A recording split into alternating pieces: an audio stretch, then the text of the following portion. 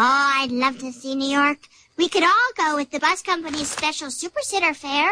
$9? This one's on me. Great! We're all going to New York!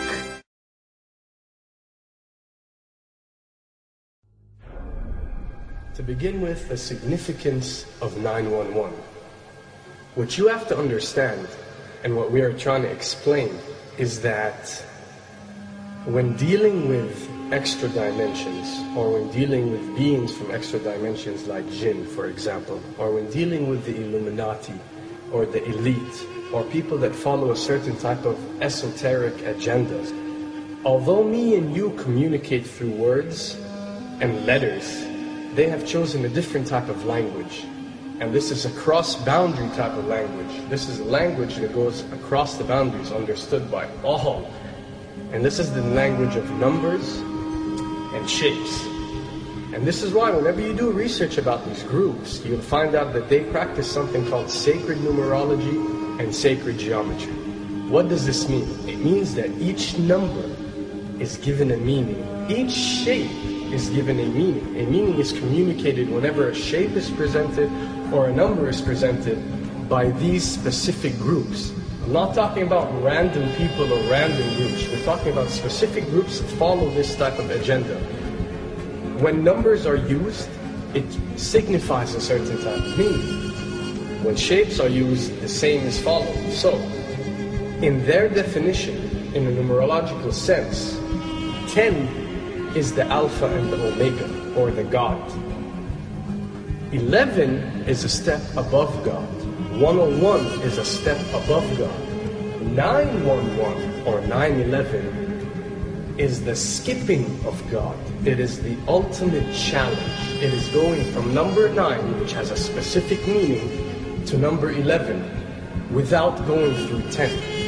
It's skipping God. So it's no coincidence that this event that we call 911 today took place on 911. It is the ultimate challenge. So now that we understood what 911 means, what other practice do we do that deals with 911? Calling a number whenever you are in an emergency. Now, creating an institution that helps people whenever they are in need of help and whenever they are experiencing an emergency is fine. There's nothing against it. There's no religion, there's no logical person on earth that will tell you this is wrong. But when you understand how sinister these elite are and the way they work on a level that's way beyond what you think.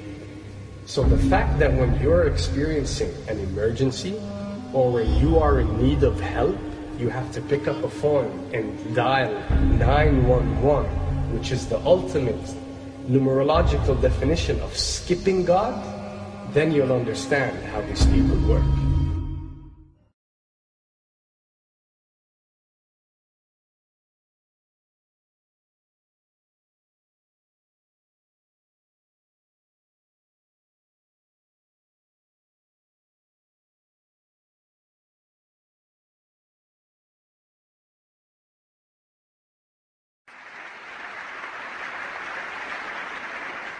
A new partnership of nations has begun, and we stand today at a unique and extraordinary moment.